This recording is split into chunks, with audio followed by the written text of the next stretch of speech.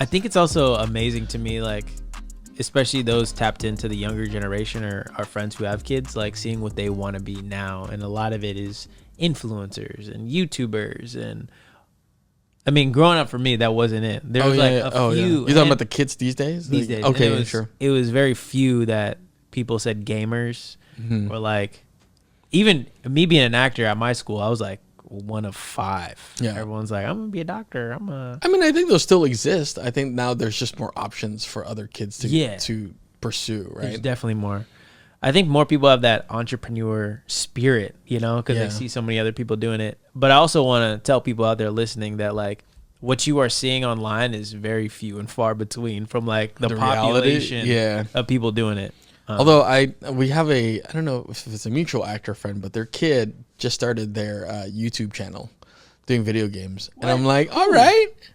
Do we know this person? Catherine Stein. Yeah. Equity liaison kind of community member. What do I feel like I know Catherine Stein? But yeah, they had reached out to me maybe 2 years ago about like video game stuff. And only recently did I see that their kid has like a YouTube channel. And I was like, that's so cool. And like to see her kind of sharing that. Yeah. I'm like, you had to start somewhere, right? Like, I love that. This is the place. I love that. Get it going. I love that. Yeah. Yeah. Today we're going to talk about jumpstarting any career that you are interested in, that we have either been successful in, that we do for fun, and giving you tips of how to do that. If you're like, I've always wanted to do this, I don't know where to start. We're going to... Consider this the episode where we're going, well, actually, that's every episode. It's like, come on. Come with us. Come with us. Come with us. Come on. But you need to know the guides first, You need to know the guides. Yeah, we've been in these spaces. We're going to not teach you how to dog walk or train your dog. We're going to teach you stuff that we know stuff about. Unless, do you have dog walking training skills? A little bit. Okay. Well, we might add that bonus at the end. Yeah. You got to change out the leash change the stimulus. Yeah. I'm Davied Morales. You can follow my acting content at Davied Morales and my music content at Active Poet. My name is Tasi Alabastro. You can follow me anywhere at Tasi Alabastro. And if you want to check out my photography, you're welcome to follow me on Instagram at The Modern Clicksmith. And this is our podcast, Art Time Job, a support podcast for aspiring and working artists by us, aspiring and working artists. Yeah. And like Dav said, we're jumping into jump starts. Yeah. And I mean, that could be any number of things, right? But totally. When we thought about this episode, I think primarily we looked at sort of our lives and we're like, we have so much motivation to like jumpstart and do things. Yeah. But speaking for myself, I'm not 100% that way all year long, nor have I always been that way as a person. It's really, I think when I hit my 30s that I get this sort of impulse to, like, you know what? I've been living on my own now for like X amount of years. These are what I want to do. These are my set of standards. These are my rules. Where can I go from here? Yeah. And like, what am I interested in? Yeah. And like, what's my value proposition as a person? As a community member. Using value proposition. If I didn't know what that was from the CCI, can you tell people what your value proposition is? Okay, so let's break it down. What's value? It ends up in a grant writing thing. It ends up in like your values as a human being, right? And proposition is, okay, if you spend X amount of time with me or include me in a conversation, here's what I bring to the table. It's really kind of what that is, right? Like what's your set of skills where you're going to help elevate some other thing or, make better. Okay. That's my idea of it. What's yours? I barely know this word. I'm just learning it. By the time people are watching this, I'm in week 7 of my business of art class. And this word keeps throwing around. Value proposition, the value you bring and what it's going to do. Right. So I think for a lot of our episodes, we try to establish that pretty early, right? Yeah. It's not a set formula for us in any way because, if you've been a long time listener now or you've made it to this episode, wherever this lands. Shout out, y'all. We like to start with the story. Yeah, always. Yeah, because that's how Dav and I connect. We share stories and that's how human beings connect. But shortly after that, we want to be able to tell you like, if you stick around, here are some of the things we're going to be talking about. Right. And so when you look at like, I guess the easiest example would be YouTube videos. When you go to YouTube videos, you have you have 3 seconds to get someone's visual interest in. Talking about thumbnails? Thumbnails, yeah, exactly. You need to, when you're thinking, we're not going to go in depth, but yes, thumbnail. Okay, I'll click on it. Great first step. But the first thing they need to hear is something along the lines of like, oh, you're here. Thank you for walking through the door. By the time that you're done watching, listening to this, you're going to learn this, this, and that. Yeah. And then you can kind of deviate and go wherever you want in terms of how you're telling this story, this tip, whatever. But you need to come back and fulfill that value proposition. So whether at the end they're like, and here's the actual tip, or not tip, but like, here's what you learned, and then kind of find a way to wrap it back. Nice. So it's like, if you take my course, you will be able to apply for any job. Absolutely. Got it. Yeah. Now we know, because this guy. But that's kind of the thing when it comes to like content creating, right? It's like, what's your value proposition? So I think about that. That's good. That's good to think about. Yeah. Let's get into it. Let's jumpstart some careers. So Tasi, if I wanted to be, are these two different things, a gamer and a streamer? Two different things? Probably, huh? Yeah, I would say so. Well, because there's now this world where it's like there's competitive gaming is elevated to. You're right. Yeah, you're right. It's not quite like a big arena. Well, let me rephrase. It's not quite mainstream, but there are a lot of existing competitive arena, so like selling gaming competitions, League of Legends, Counter-Strike, Dota. These happen kind of across the world, and I think in the U.S. it's picking up. Case in point, before the pantry storage, nice. SAP Center had a bunch. Really? They did, yeah. Where like half the stadium was one color and the other was half. So like depending on which team you supported, and in the middle were 2 teams, 5 players, computers, and then like you could watch the game on. Yeah, it's really neat. And recently, last year actually, around this time, League of Worlds or something like that. It's a League of Legends competitive thing. Was in SF. And that was a big enough event that when I would go to rehearsals for ACT, on all the BARTs were like, the walkways had plasters that had it. Oh, that's... I was like, what? The wall? I have footage. And it's wild because I'm like, this was in my bedroom. Wow. Like as a game. Yeah. Now it's on a BART like walkway. Like this is huge. Something I've always wanted to do is rent out a theater and play Super Smash. Oh, the hammer. Yeah. I'm down. So yeah. In that category, would you say you're a gamer or a streamer? Which one would you say you have more expertise in? Streaming. Okay. If I wanted to be a streamer tomorrow, what would you recommend? I would recommend you first check out some streams. Go to a couple of platforms that may, I think right now the one that's most popular is Twitch. That may be because, they've had a great set of tools for streaming. So watch streams. And I think that's how most people get into it, like get the idea of like, oh, I want to do that. You watch, right? But then take stock of like, oh, well, what do I like about their stuff? And then realistically, the next step, if you really want to start practicing, is get a microphone. Or not. I don't, it's interesting because there's multiple ways now, right? But you want to make sure you have good internet connection. Some kind of stable, so like that's think about your space. Like, are you able to hardwire your PC, your laptop, whatever you're using, to the internet?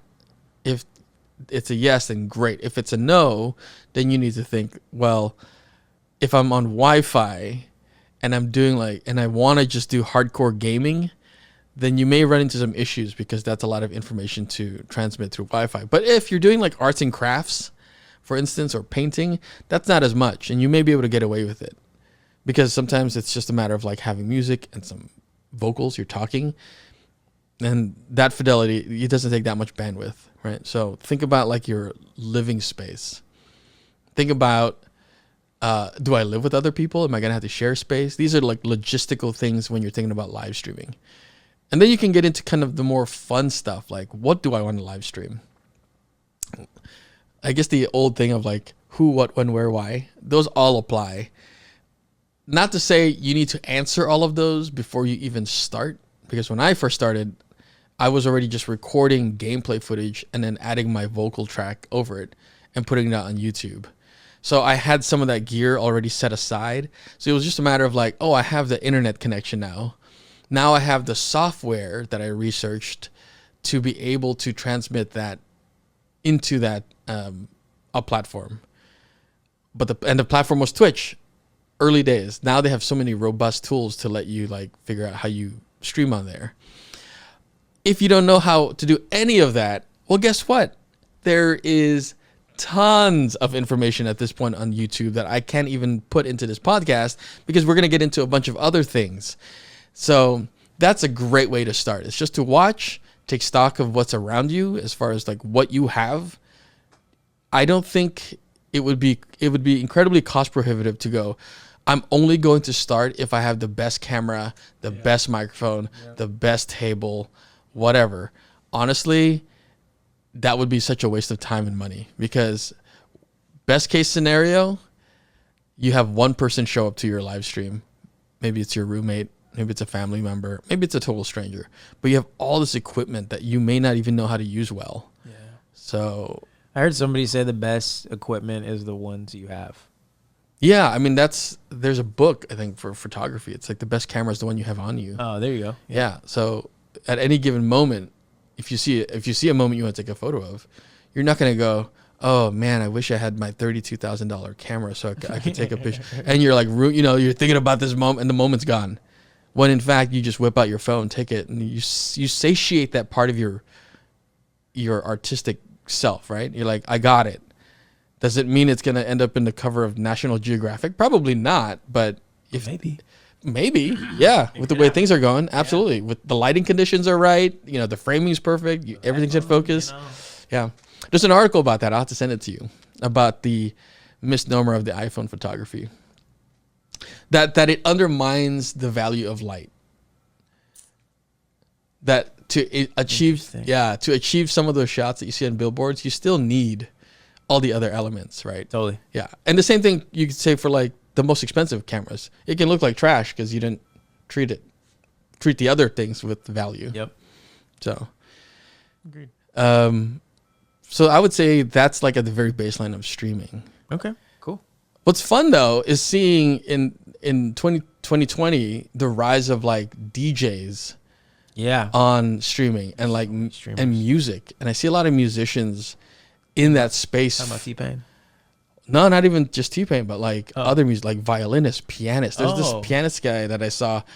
He started with like one piano, classically trained, took requests, made it into video game music with like a jazz kind of rendition. I like looked at their page recently. This has been what, 4 years now. His room is full of pianos. Wow. Like he's got his setup. So he just bought pianos. Yeah. I think there's something about any of the things we're about to talk about of showing people the growth of like, it's kind of cool to start with like, hey, this is the only microphone I could afford right now, and like this is my room, and like the longer people are there with you, be like, oh, he got a new backdrop, show like, oh, he's getting better, he's trying new things, rather than like, I'm already set up, this is my dope room, I'm legit. Yeah, I want to say specifically jumping on that for live streaming, because most of the time you can see the setup in the back, that oftentimes your supporters, the people, your 100 true fans, for example, are going to be hanging out with you and are actually part of that journey, right? Like this, literally the seat that I'm sitting in right now, I've had for many, many years. This was a gift from my community because we fundraised, because I think the chair I had like would fall through. So I was just like, I need X amount of money. I was just I need X amount of money. I would like a better chair. And they all chipped in. That's awesome. That's like success, right? Like, and cool. I'm always grateful. In fact, the back of this, when I received it, I did another fundraising and I wrote their names on the back. Aww. So everyone that like chipped in, their names are like on a silver Sharpie. That's cool. Yeah, because I'm like, you guys got my back. Aww. That's cute. That's cool. Yeah. What about you? Like when we're talking about, what am I jump starting? Music. Ooh, being a musician. All right. I guess I can talk about rap. Yeah, sure. Yeah, because I feel like for music, there's so many different ways. I think if you want to be a rapper today. Yeah. Oh, I like this. Okay, why don't we talk about what it was like starting when you started, which was not that long ago in the general scheme of things, right? Yeah, I think it'd be the same. Okay, sure. Regardless, I think there's just more social media now. All right. But I think I'm going to say probably what we're going to say with a lot of these is like understand why you like what you like. Like, so do a deep dive of like. You mean like watch stuff? Yeah, listen to things? Yeah. Okay. I think you should see, like, I mean, why do you like rap? Like, why do you like, who do you like? Or why do you like it? You know, for me, I always loved music that made me dance, that made me think, that made me feel, you know, and then like there's certain rappers that I feel like were talking to me. Oh, wow. It was like very specific, you know, I was like, oh, I'm going through that same thing. So I'd understand that. And I think in the beginning of a lot of careers, a lot of people are like, oh, I want to be my own person. I want to be so original. But I think there's something cool about kind of copying people's style, like trying it on for yourself. Like, how do you really feel within that style? Because I know a lot of my early raps, I was just trying to be J. Cole. Like, I could feel it. I was like, ooh, I'm Drake. You know, I felt it. And it's okay because I've developed my own style from all these people, you know. Like, oh, I like going deep, but like most of the time I like being poppy and like light, you know, and got my lighthearted like vibe now. So I'd say listen to a whole bunch of music. From that, I think sift through to like what you like, what you want to make, because when you are pushing yourself, like in playlists or like to people, it's good to know what playlist you fit under. Be like, oh, my sound is very Kendrick Lamar, Immortal Technique. Like, it's good to know who you sound like so people can put you in a box. We've talked about boxes in other categories or in other episodes, but just know it's good for people to understand, like, oh, your top 3 artists, you sound like a combination of these as a starting off place. Yeah. And I mean, right now it's easy for me to do the same thing. Be like, oh, I sound like these guys. Yeah. So it's easy for people to be like, you can check what playlist those guys are also in and be like, oh, this song would totally fit in there as well. But starting off, understand who you like, what type of music you want to make. Go on YouTube, unless you have friends who make instrumentals, and just find stuff you like, blank artist name, type beat, and just like rap on those beats. Just rap a lot, because it takes a while, I think, to get good.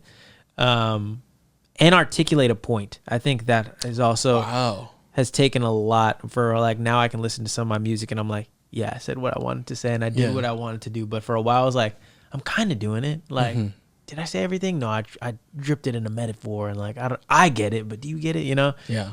You're gonna have to record a lot to get good with your voice. I didn't like my voice in the beginning. Oh yeah, we talked about this. I think at some point. Yeah, I didn't like my rapping voice in the beginning, and my rapping voice is this. It's a little deeper.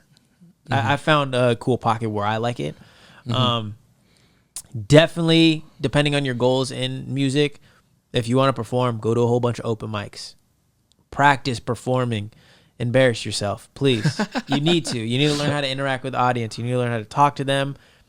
And just know they're not going to be an initial fan just because you think this is the best song that's going to change the world. Like, let them know who you are. Like, don't just like...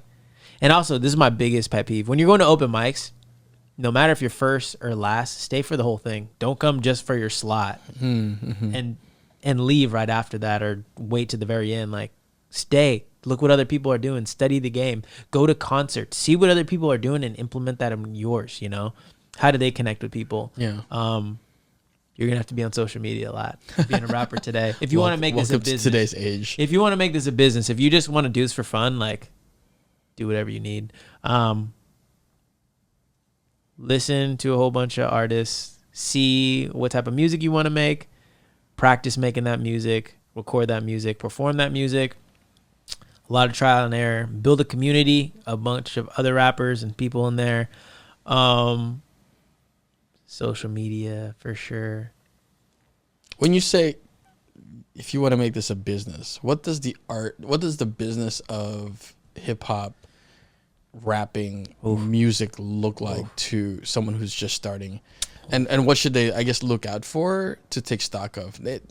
Yeah, you for sure need to get a pro, which is ASCAP or BMI, which they collect all your royalties. So either or, it doesn't matter. Get a song trust. which I believe Songtrust is the publishing for everything. It will put things on those websites, and then your Songtrust, and then Sound ID will collect your overseas royalties. So your streams, you get money through those guys. Those are the ones you want to get your streams from. And these are platforms, resources that are free to any musician? Yeah. Okay. But that's good to have. What is their overall business with you as the rapper? They collect your royalties and disperse it back to you. Yes. So every time you stream music, I find out about it and I get it. Yeah, and this can work with anyone just starting or any part of their career. You just have to have your music up on these platforms, which you would use a distribution. Okay. Companies such as like CD Baby, TuneCore, DistroKid is a popular one. United Masters. Doesn't matter. Different ones for different things. YouTube, which one? I personally use DistroKid because my producer does, and we don't like splitting money with anybody else, so we both use DistroKid. This is huge. I mean, like, there's a lot of avenue. Yeah, there is. If you are, this is something I learned about rap in particular. So if you are a singer, you can put a cover out, and as long as you don't change any of the words, you can put it out and make money off a cover. You're splitting it with the people who have the copyright, so they're making a percentage, you're making a percentage. But if you're a rapper, you can't put a remix out. Like if you change any of the words, you can't put that out online for a profit, I believe. I think some people can do it, but you just can't for a profit unless you're Lil Wayne, like unless you're up there. So with that, I think you can put that music on SoundCloud. You can also put it on like a mixtape, whatever, if you want to go down that route. But yeah, just understanding you're going to have to put out your own music and it's going to cost money for studio time. When I first started out, I had a microphone that 3 of my friends went in on. It was like a $200 microphone. Amazing. We learned. I learned how to record myself. You might go to studios, but just understand studios, mixing and mastering, all that stuff is expensive. I used to try to mix and master my own stuff. I hated it. So now I use my other jobs to like pay for mixing and mastering. But just know with your microphone, don't worry about the quality. People record on their iPhones today. Like, just get out the idea, do the thing, put your reps in. And that's how I'd say start off. I can go into a lot of details and stuff. No, that's good. That's great. Yeah. Starting off, that's beautiful. Well put. Thank you. There was a lot in there. And as well, I mean, listen, you've been in it for a while, so it makes sense that you've got a wealth of knowledge in there. And it feels like I'm just figuring it out. Yeah. Life is like that, though. I feel like I think I shared this in a different episode, but I am now older than most of my professors that I had in college, right? Wow. And so that always puts things in perspective for me of like, they were teaching me stuff, but they themselves, I bet, were also trying to figure it themselves out still in different parts of their lives. I bet. All right, it helps. If I want to be a theater actor. Oh, man. Just know I'm gonna be judging everything you say. Yeah. I'm also a theater actor. I know. I'm a college dropout theater actor, right? Didn't still here. Equity. I should put my equity shirt. Yeah. I still here, exactly. Been here. Hey. I'm not. Well, let me preface this. I want to add context and just say that everyone's gonna have a different way into the theater, which is one of the wonderful things about theater, right? You just want to be a storyteller. Fantastic. So I'll speak as far as an actor in theater, because a director will have a different way in, etc. As an actor, I found my way in purely by just being in the space. And I say, and what I mean is that I was in a place where I was looking for work. I had an idea that I enjoyed performing, and so I applied to work at a theater company. Which theater company was that? San Jose Repertory Theater, which I didn't realize at the time was one of the bigger LORT, that's League of Regional Theater, in the Bay Area. So there was 4, right? There was 4 big ones. There was TheaterWorks, ACT, Berkeley Rep, and then San Jose Rep, which if you look at a map of the Bay, it forms a triangle. Great. There's like, which explained why I always saw the same actors at like these ones, because there weren't a lot of lower theater actors unless you got folks from outside. Okay, so now that context is there, started working in the box office, and I think it was just like, I don't know what else to do with my life. And I wanted to do that. And so I just asked a lot of questions, and I put myself in a position of always learning. And I think the reason I bring that up is because that mentality has carried me through every big step in my life, is the finding ways to humble myself and to always stay learning. Like, yes, I know things and I'm sharing things now, for example, on this podcast, but I'm always on my own time trying to find new things to learn. Right. And so one of the things that I discovered that I felt was incredibly effective in getting your feet wet as far as rep isn't like go out and audition as often as you can, because there's diminishing returns to that. One, at this day and age, a lot of theaters in the Bay Area, at least, I can't speak for other regions, they don't pay. They're strictly volunteer. And luckily these days they'll tell you up front it's volunteer. That doesn't work for everybody. I get it. We have busy life schedules, but there is also this other side of it where you'll make it work if you're hungry enough. But you also then now have to think, like, how can I amplify the little work that I do on an audition so that it serves me more later? And ways to do that is relationship building. Send an email out saying thank you. Take stock of the room. Who was in that room? Who was in the room outside? Who are some of those actors? Find 2 or 3 that you've, obviously you're not going to be like, hey, how you doing? Everyone's trying to get in their audition space. But occasionally, if you are able to read the body language, you might find a friend. And that friend might be a director later, or that friend may become someone that refers you, or you just enjoy each other's work, etc. Great way to start. It's like that thing of like, oh, also, yes, watch theater if you can. Find a way, volunteer, get in there, see shows, see what you like, what you don't like. Steal like an artist, as the book, I forgot who wrote it, but steal like an artist. Oh, I like that. The way that person toe tapped during that moment right there, or like how they leaned on the furniture because they were being, investigated on, whatever. But as far as actionable stuff, I would say stage readings is I think one of the best ways to enter a community of theater artists. Stage reading is basically, a playwright might want to hear their work done, or a theater might want to put a show in their season. They want to hear some actors do it, or something's being workshopped, or they want to celebrate local playwrights, whatever the case is. And so putting yourself in that position, in lining up to that, so that you can then either participate as an actor or as an audience member or as a collaborator. Man, I can't tell you how fulfilling that is, because you get to participate in storytelling, but also how it comes back to you later when you least expect it. Director, the playwright there might have like enjoyed how you read that line, or they enjoyed working with you. I think that's the most important part. They enjoyed working with you. Wow, I love their energy in the room. I feel so creative, and they tell me what the thing I need to hear. They're not like pussyfooting around an idea or whatever, your value proposition. And they recommend you to someone else. And that someone else recommends you to someone else. I can't tell you how many people I feel are in a position they are now because someone else believed in the work they did. Someone else said they're going to be a joy to work with. I agree. And I feel like that translates to a lot of other vocations. Are you fun to work with, right? Like that whole thing? Like, not me. I'm not fun he's to work terrible. With. But, worst. But yeah. Puts a whoopee cushion under your seat. It's his face now.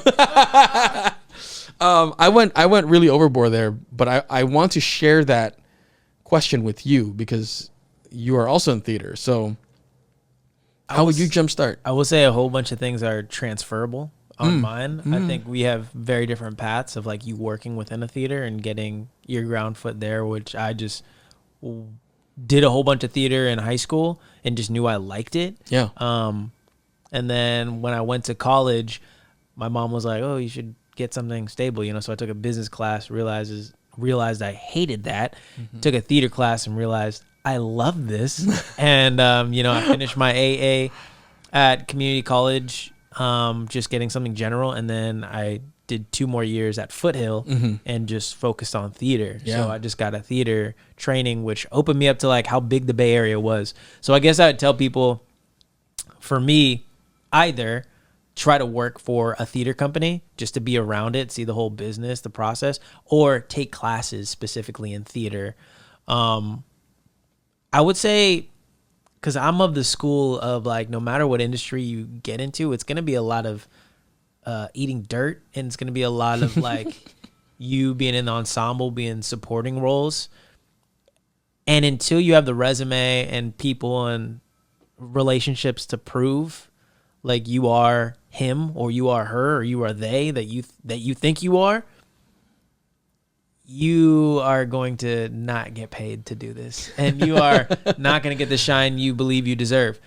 And that's got to be okay with you, you know, because it was okay for me. Like, I remember it took me all the way to college, and I've done theater ever since middle school, to get a first leading role. Yeah. Like in a college. Yeah. Like when there's already a small pool of actors. And then it took another year after that for me to get a lead role in INU. And it took me a while to get lead role status. I'm like, oh, I can do this. Like it took me that long to believe in myself and to get those opportunities. Yeah. So yeah, take classes.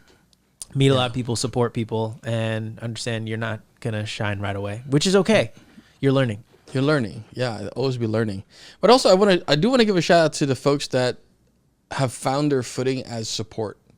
Yeah. Right? Like, I did a play called The Curious Intelligence of Watson. I seen that. The Watson Intelligence. I saw that one. Yeah. And that one really is a celebration of the Watsons in life, right? The ones that support. And, you know, I think after the pancake raid of 2020. Oh, nice. I was like, pancake raid? There's this there's this celebration of like swings and understudies, when in fact they've been around. Oh, yeah. Right? And so it takes a unique set of skills and devotion to the craft to fulfill those roles of swing and understudy.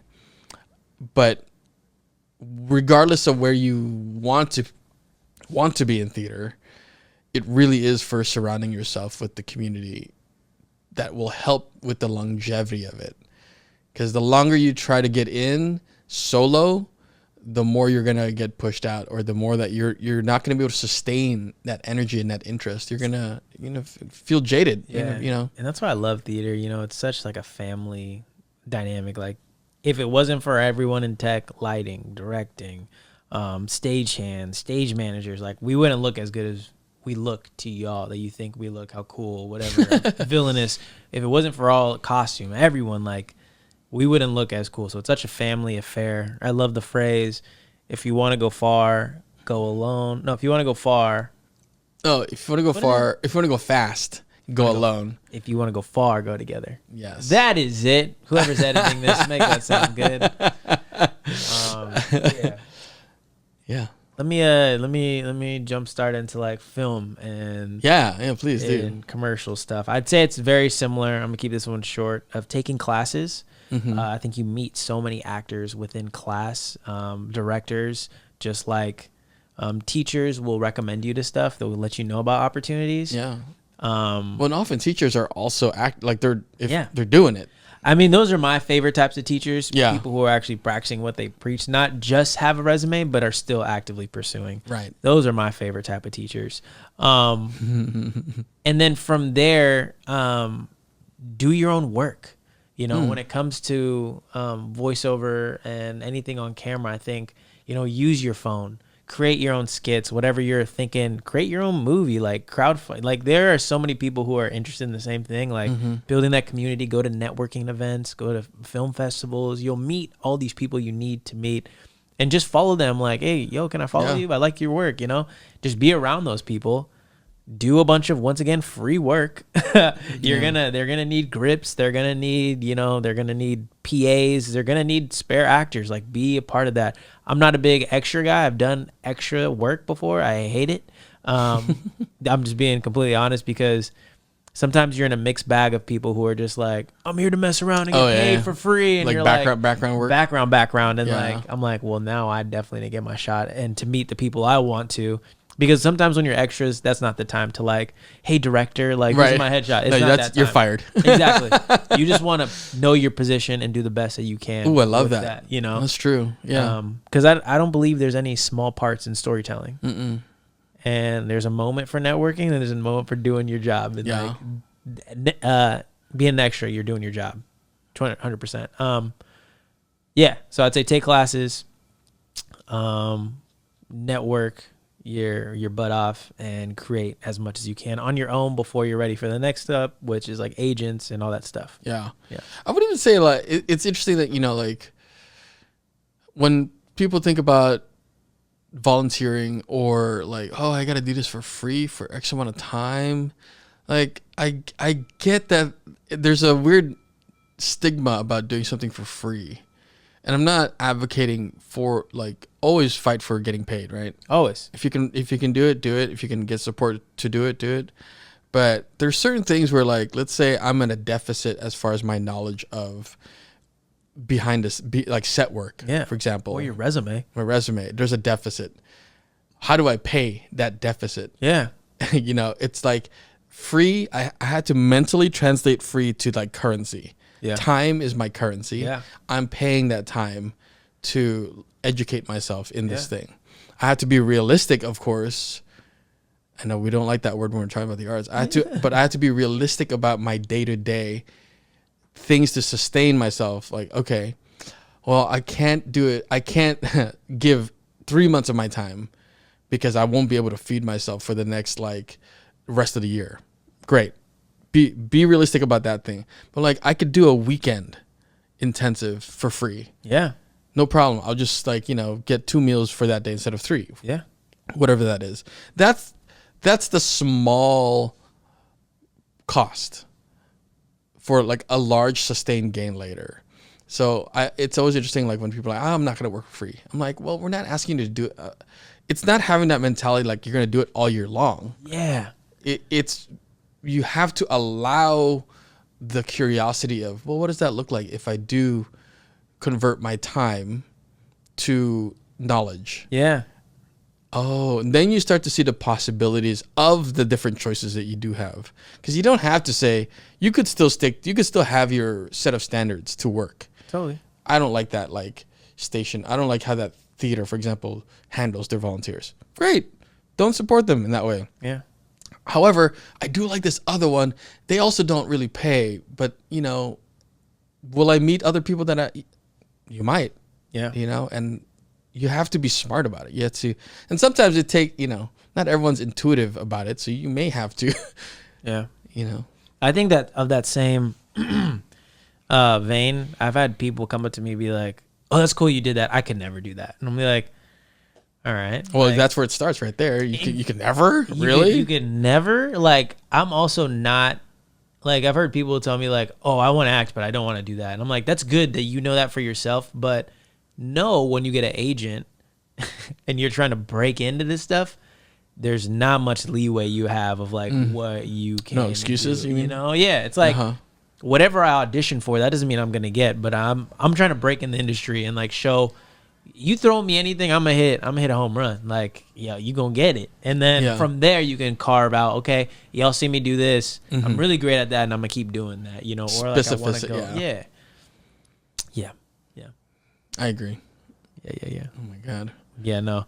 There's a lot of topics. We got real passionate about that one. Yeah. Why is that, I wonder? Yeah, wonder. Yeah, people tell us that one all the time. Would you say there's a jumpstart about YouTube? Oh, wait, hold on. Before we go to YouTube, with voiceover, I'd say the same thing. You know, create content online. There's a bunch of TikToks you can duet. Oh, yeah. Acting, you could duet a bunch of stuff. With theater, read a lot of plays, practice monologues. Same thing with acting, you know, scenes, why you like the movies, what movies you want to be a part of. Just create your own stuff. There's social media is a great place. Follow a bunch of creators. I would say like curate. Yeah, curate. I use this word a lot on this podcast. I realize curate. It's such an important word, I think, as an artist. Curate your taste. Have you used that word a lot? I feel like this is the first time you've used this. Anytime I talk about grants, anytime I talk about like career development, I do use the word curate a lot. When we're editing, I want a clip of just all the times you've said curate. Are we doing a shots game? Take a shot of matcha every time. Yep. I say curate. Watch it be like 1. Yeah. I thought I said it. I better be taking a big old jug of matcha as a shot. I guess I got to make that one count. No, like curate your taste, right? And why do we get into certain kinds of art if outside of I'm looking for a form of expression? It's like you got into it because you saw something you liked maybe, and you said I could do that too. Yeah, that's the beginning of like expanding your taste, your palette. So when you talked about like like listen to like J. Cole or other rappers, you're curating your taste, right? And sometimes you wanna try be the chef in that kitchen too, right? Like I gotta try that. That's the only way you're gonna find out. Like am I good enough to get to that level? And sometimes it'll humble you real quick, and you need that. You need a baseline knowledge of like where you stand with your taste. Yeah. I'd also, man, there's so much I could say about music. That you just inspired me. Listen, that's what season 2 is all about too. Man, right? We're gonna have so many people on season 2. It's gonna be great. Season 1's just us. Yeah. But as you know, we're late in the season. Music, I'd highly recommend do not pay for to perform. Perform for free as much as you can. Curate as much as your own shows. Perform for other people, but like pay for play is the worst experience ever. Good tip. The worst. The ultimate scam. Yeah.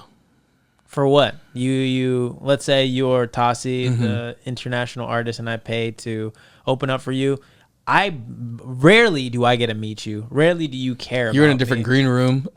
Sometimes it's cool to like get in front of your audience if we have the similar sound. But even then, like I have to hustle tickets. I'm paying for tickets to hopefully get it back. But that's usually for friends and family. Nobody who doesn't know me is gonna pay for my ticket. You know? So in reality, if you just focus that and do your own show, even if it's a smaller scale, way more profitable.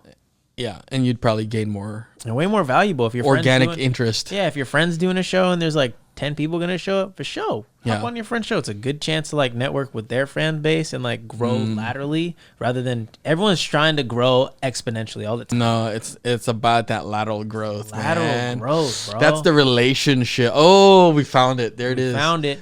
We found it. You were so right, because that's the same thing for theater. That's the same thing for live streaming. I've seen a lot of people in the live stream space like, if I just got this one chance to like live stream with like this big live streamer, and like you think you're gonna gain those followers? No, they're there for that person. Exactly. They'll cheer you on, maybe like at the behest of the big streamer or big person, but unless you get the right people in the right room, later, right? Like it's not gonna work. So people do that all the time with music. They pay for features. I paid for one feature, and I'll probably never do that again. Yeah, because it did not boost my career. They, didn't do what I expected them to do, which is like bad negotiation on my part. But I'm just like, I'm okay. Okay. I'm okay. It didn't do what I thought it was gonna do.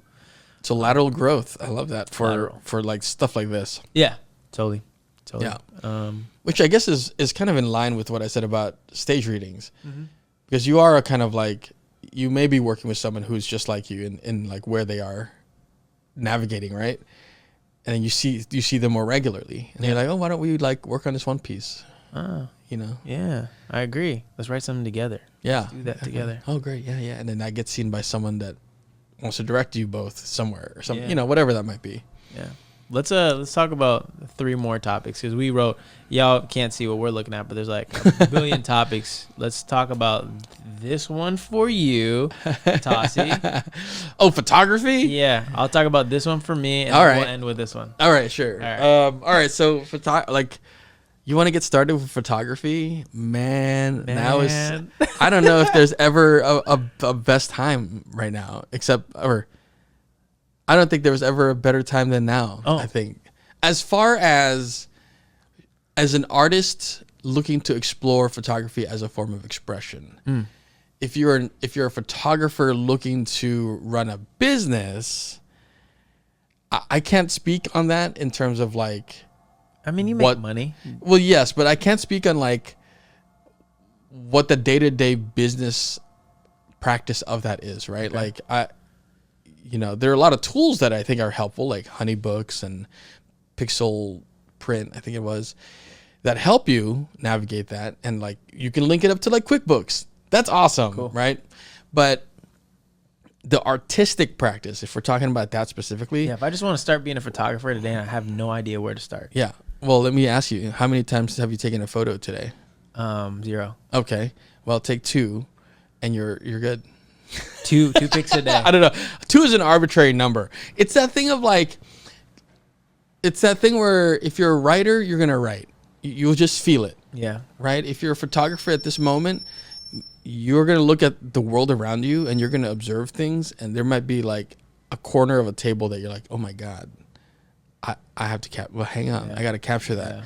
Like you have to tune into your personal senses to see like, are you the vessel for photography creation right now? Mm-hmm. You might not be. That's okay. You may just like see a photo and want to emulate that, right? That's where it starts sometimes. Going back to what we're talking about, still like an artist or developing your palette. Yeah. Oh man, I saw this great photo. I want to recreate that. Mm-hmm. And you try and you're like, oh, it doesn't quite look. Why doesn't it look that way? Great questions to ask yourself. Let me study. Let me study some of, go on YouTube. Easiest resource right there. Yeah. Why doesn't this? And then you quickly realize like, oh, I'm like standing right here at this line, and where I want to get to is this line. Now you have a little guidepost. Yeah. And like that's a beautiful place to be. Then you're like, okay, well I think one of the most helpful learning things that I've picked up in photography is when you leave the house with your phone or your camera, your point and shoot, whatever, is to give yourself a personal assignment. Oh, yeah. I like that. Okay, today I'm going to leave the house. Great. I'm going to meet up with some friends. Okay. I'm going to take 3 pictures that are about a relationship. Okay.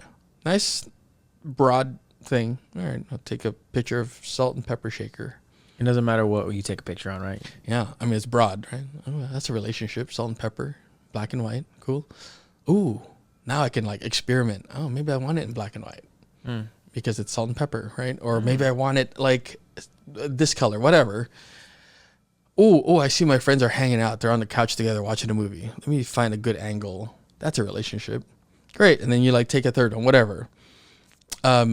You don't necessarily have to justify it for an audience. Let's just say, for instance, this is for you. You go back to your computer and you look at it and go, oh, that looked better in my head. Yeah. Or sometimes that turned way better than I thought. Like we love the surprises. We love those. We love that. And then for either of the cases, oh, that turned out not as good, or oh wow, that exceeded my expectation. You gotta continue asking yourself questions. So photography when you're starting or anywhere really, is really less about the equipment, but more about what you see in your mind and how close you can approximate that with the tool you have. Man. Like where are the gaps? Yeah. And where are the bridges, right? Because then, all right, let's say in a week, every day I went out, I took 3 pictures. Maybe in that week, one of those photos I really love, regardless of what the assignment was. Great, that's something for you. Now, are the other ones a failure? No. Not if you look at it in a way of like, I've cataloged what an image looks like, what this table looks like. We'll go back to the table. I've cataloged what this table looks like with this kind of camera. Let's say you go jump into a business side of things and you're doing interior photography for an Airbnb, which I have done. And your client says, oh, I love this table. You're going to be like, I'm not going to use this lens because I know exactly what that looks like in this condition. I'm going to try it with this lens. That's in your mind now. Yeah. Right? You may have done that like 10 years ago, but it's stored in there. And I think you could say the same for a lot of like other art. Oh, I did this one choice on stage. I kicked my leg out. I came down stage to the light. Didn't work. Not for that moment, but it worked for this other moment. Yeah. Now I can use that. Yeah, always. So photography is that where you get your reps in and then you really have to kind of adapt to the scenario, to the environment. Oh, the light is not in the right place. And that happens a lot. Yeah. Or like I'm in the studio and my bulb went out, or my model, if you're doing, any type of things with the model, it's just not their day. I like this thing you're talking about, gaps and bridges. Yeah. That's cool. You feel it, right? I do. Yeah. I do. And like I draw for fun, and there's sometimes you have in your head, you're like, I know exactly what it's going to look like. And then you're like, like, I swear it was cooler in my head, But you give it to some people and you're like, yes, that's exactly. And photography seems exactly like that. Like I see it, but like, how come when I put up the camera, it's not that, Yeah. But it's an art just like everything else. I want to ask you before we move on. Would you say, I think with all these, especially with photography though, is it good to show up for it regardless? Like, every day, 2 photos. Like, or are we a big fans of taking it a breather? It depends on what you want, man. I agree. You gotta, again, How I think. hungry you are. And what do you want to learn? And it's okay to take a break from something. Yeah. Take up something else. I mean, how many times have we come across a question or a problem, and we keep beating our heads on that problem. Yeah. And no solution has come up. And you like go on a dinner break or do something else completely different. Come back to it and go, oh, there's the answer. Yep. Like that's the thing, right? Like if you find you're in a plateau, then ask yourself, why am I in a plateau? Yeah. And just be okay with whatever answer you come up with yourself. Yeah. A lot of times when I'm doing research, like looking at other creators or listening to their podcasts or watching their videos, I'm like, that's what I was trying to figure out. Oh, like, yeah. You get that information from sometimes from other places. Like we were talking about translating terms. Like I'll be doing some theater stuff and I'll be like, this in music. Yes. What a beautiful moment. That is it. It is a beautiful moment. Yeah. I definitely think in the growth period of any jumpstart, I don't know about you, but I think I know this about you. You and I are very much obsessed in the beginning. When we find something new, we're like, I gotta learn everything. I gotta know everything. I want to do this. And I feel like that obsession gets you those gains really early. Yes. Gets you bridges of those gaps really early. There's still a long way to go, but you're like, I know the basics around these things, and that's enough to like navigate. Yeah, I think sometimes that's enough to keep you from getting too frustrated too soon. Yeah. I think you get to start frustrating when you hit that point where your taste has changed and your skill set has stayed the same. Yeah, and I wonder at what point, I mean, everything's different. I know I said for acting, take classes from the beginning, but at what point would you ever consider taking a photography class or something like that to be like, Oh, I mean, I would take one right now if I found one that made sense to me. Okay, cool. Cool. Like, I think if I were to prioritize what type of photography I'd want to do right now, like if I had a list and they're like, it's free or like I'm free, whatever, I think it would maybe be studio lighting photography. Cool. Just to get an idea of that type of pressure in a closed environment and like having your model there, right? And communicating with them and also working with the equipment. Yeah. Of like, oh, I get a monitor. Oh, that's cool. Yeah. That's a new tool. I know that's going to be useful, but like how do I have it there so it's not a hindrance? That would be what I'd be interested in currently. And then I think the next thing would be like experimental photography. Yeah. Like things that don't really exist commonly. Yeah. Like tintype or. Oh. What were you going to say? Nope. OnlyFans? Yeah, I was gonna say me in the wild with a whole bunch of cheetahs. Oh yeah, sure. Yeah. That doesn't exist commonly. Yeah, okay. So and like what does photography look like if I had $1 million as a budget? Like having a budget as a photographer, what does that even, like I don't know what that means. Yeah. Like can I get 2 Lambos? Yeah, like, can I? Why not? And a tricycle in the middle that's the same color, cherry red. Like whoa, what? And a baby Jesus. And a baby Jesus keychain? Yeah. Oh my God. Baby Jesus keychain. For the Lambo. For the Lambo, yeah. Sweet baby Jesus. Yeah. Spirit, Christ. Lambo. Yeah. What do we... I said I was going to talk about this one next. Oh, yeah.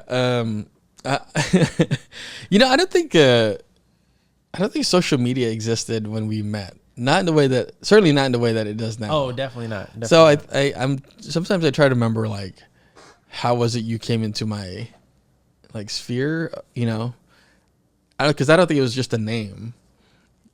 But sometimes I think about it now and like, oh, the intersection of social media and theater and like seeing where you are now and what you're doing with that and how you also help other artists like navigate the social media landscape. Like it's really inspiring because it is a tool, right? Yeah. But it also feels like it shouldn't be one that dictates your daily life because then the content becomes boring. Yeah. Because it's about the content. You're making content for content's sake as opposed to like, you know, like, oh, something I'm curious about, or like, oh, I'm going to get a nugget of wisdom out of this. So when you're thinking about like someone who's like, oh, I have a phone. Everyone has a smartphone these days. I'm only using like 5% of its processing power. I'm not even doing any social media. I should be for my work, whatever. What's the jumpstart for that look like? Jumpstart of social media, go on these applications and make yourself a social media. What? My number one gem I love to tell people, even if your go-to handle that you want, your name's taken, pick a name that you can get across all social media platforms. Because if people like you on Instagram and they can find you on YouTube and Twitter and all that stuff under one handle, it's so smooth. And usually when you go to a new platform, anytime there's a new platform coming up, I always get my handle. I always immediately, even if I wasn't on TikTok when I first started, best believe I got active poet right away. But social media, I like to think social media as school, like going to a different school. There are so many people on these applications all day, every day, and you could be whoever you want to be. Yes, you have your friends and your family, and of course, you're probably going to follow them. They're going to follow you. But as soon as you do that, I mean, if it's personal use, however you want. But if it's for a business use, like, oh, you want to do your photography business, just know your friends and family might not be your target audience. So that's a hard reality. It is a hard reality because you want them to support you and you want them to love you and everything you're doing. And they might, but they might not. And that's something you should swallow that pill early. So you'd be like, okay. And just know it's good to try any and everything. Yeah. And I think that's been my success on TikTok. I was trying any and everything. I popped off for a whole bunch of different things.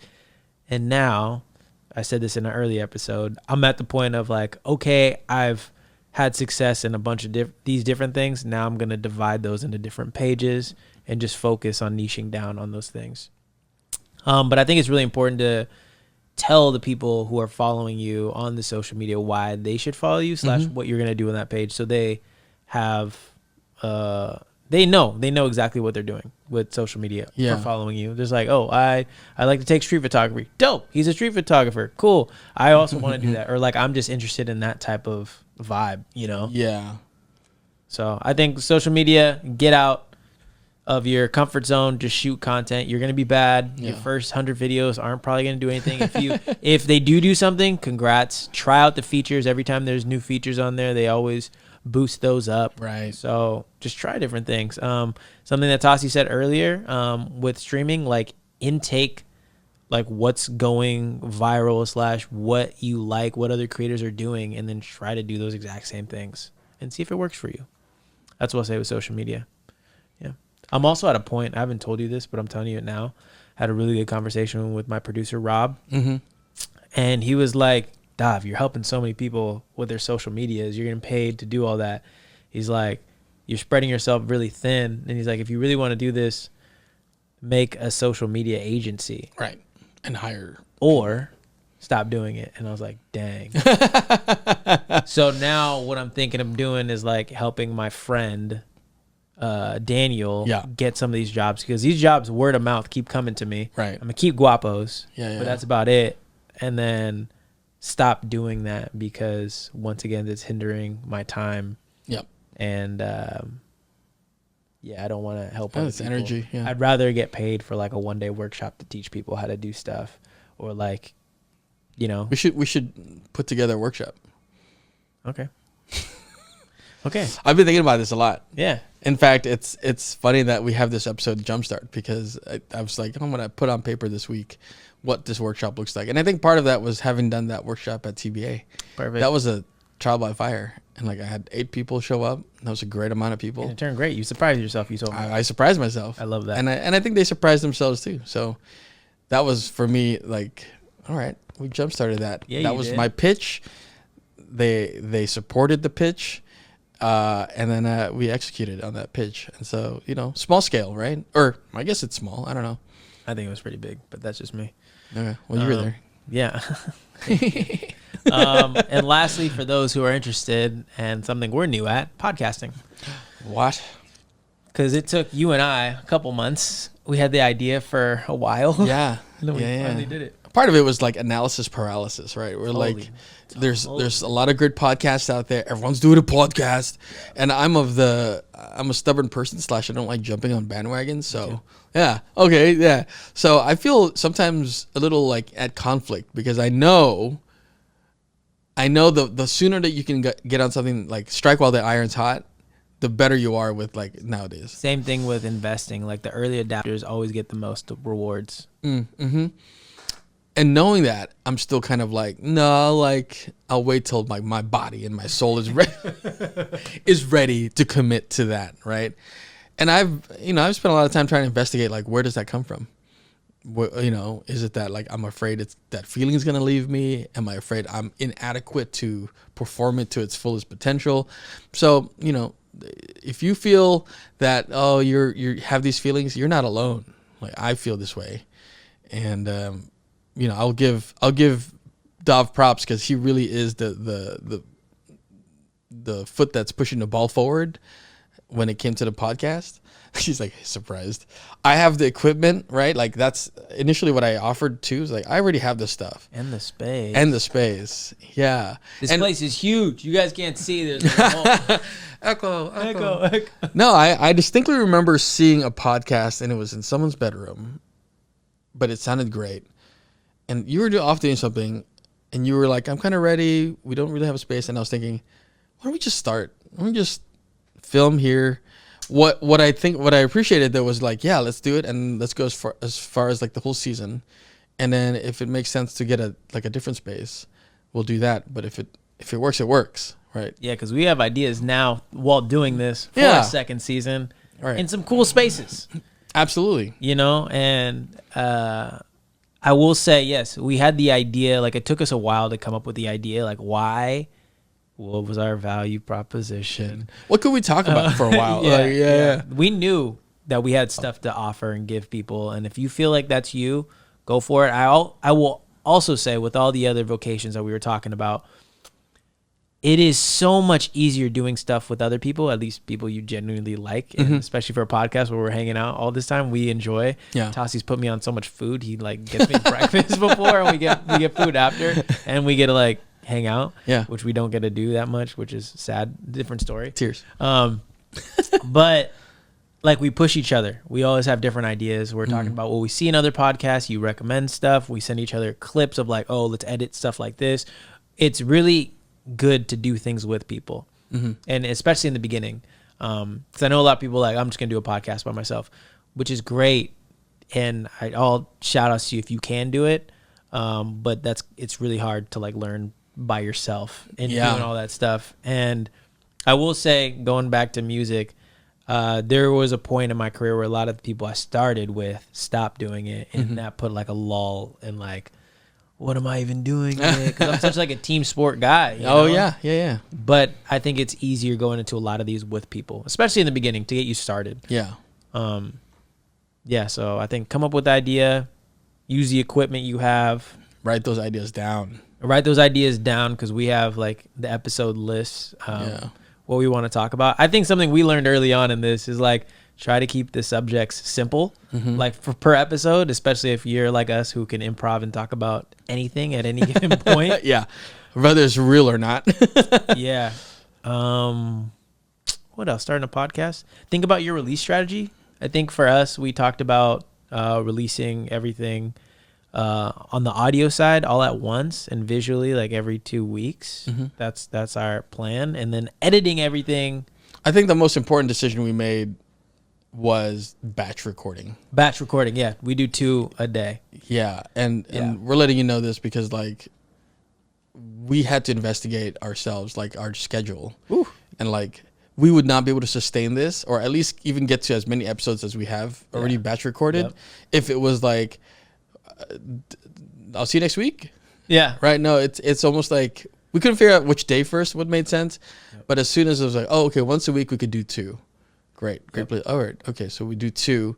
Oh, we have this many episodes. Great. So it was kind of organically finding what made sense to us. Right. So also in the beginning, Tasi was like 10 episodes. I was like, there's no way 10 I was episodes. thinking like, 19 or 2020 CD album, at 11, 12. I was like, me and this guy can talk about anything. I was like, we can start with 12 ideas, but as we were going back and forth, I was like, this is going to be at least 20. Yeah. So Dav pushed me in that direction, and it's been great. Yeah. It's so great. I love you this. did it. Yeah. I love kicking it with you. We have more excuses to hang out. Yeah. So I think figuring out all that stuff, don't let that hinder you. But I will say for busy artists and busy people like me and Tasi, just know if you start releasing a podcast episode like, oh, I just filmed it this week and I'm going to drop it right now, you're losing out on the consistency. Me and Tasi are very busy people.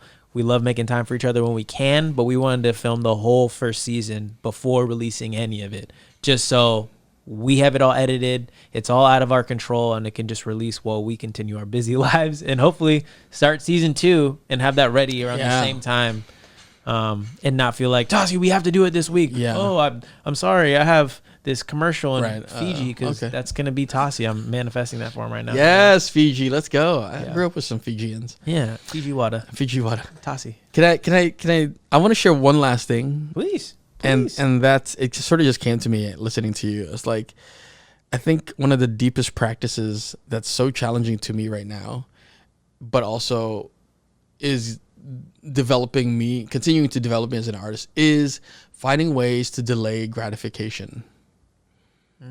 Like in my mind, not thinking, as soon as I make it, I got to share it. Yeah. And that's really challenging, especially because how easy it is to share stuff on like the internet. I was gonna say emails, but on the emails, on the email net, the email nets. And yes, I think there's room. I think there's absolutely room for like, oh my God, I like just hung out with, like when we share stuff, right? So it's finding where to put that spirit of sharing.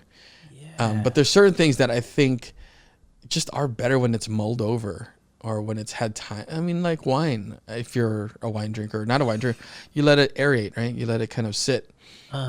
Yeah. So, dude, finding ways to delay gratification is such an underrated practice in artistry. Oh, I love that so much. Because I feel like you and I have talked about that multiple times where like, people will see something that's like 5 months later from when it's happened and you're finally getting the flowers from it, but it's like kind of old for you, but it's like, it's a good resurgence of that. Like, like commercials for us, we get a commercial and people finally are seeing it. You get to share it and people are like, dude, congrats. And you're like, I was high off this in July. It's December now, but like, this is awesome. You're riding the afterwave. You're like, oh, cool, this is cool. I like and this. people are like, how do you have the time? You're in a play. Like, how'd you shoot this? Be like, do I tell you? Whatever. No, just think I'm a Superman. All right. Yeah. All right, that's literally how I built my 20s. It was like a movie 1 year or 2 movies, short movies a year. And then the next year I did theater, like I think 2 shows at the very least. And were they all coming out at the same time? Yeah. Yeah, I love that. So I'd been in a show and like a short film would pop up or, something would circulate. And I'm like, you're really busy. I'm like, I guess. We're making it look like it, I guess. In all reality out there for you listening, watching, I love making time for leisure. Me too. I have to have it now. And leisure to me is in the same category as busy. So like, meaning it's in the same space. It's not like I'm going to shoehorn leisure in. No. I'm going to take whatever I can get leisure. No, it's like intentful. Yeah. Like, nope, that's going to take up like these 2 hours. And that's my meeting with myself. Yeah. That's what it is. So. That reminded me of the Grinch quote. It was like, dinner with myself? I cannot keep bailing. Yeah. Yeah. Wow, what a great. Yeah. I like that. Just a loop. Yeah. It's good. But yeah, Especially starting off everything you're doing. I love ending on that note, that nug, that gem of like, these things take time to get recognition, to get, the fruits of your labor. So plant those seeds well, water them, get some good soil, good sunlight, put them in a good location, a good environment. Yeah. And really take care of them and watch them grow into something beautiful. Yeah. We'll be here cheering you on. Yeah. Please let us know all the things you want to do. We'd love to see you grow in it. Any way we can help, provide some resources. We'd love to. This is our podcast, Art Time Job. Reminding you to make time for your art. And I realized we didn't even say our name. I'm Davied Morales. You can follow me anywhere at Active Poet or Davied Morales. And I'm Tasi Alabastro. You can find me anywhere at Tasi Alabastro. Or if you want to follow me on photography, at The Modern Clicksmith on Instagram. Yay. Hopefully this helps you start whatever you want to do. Yeah, I hope you, Shoot your shot. Shoot your shot. I love that.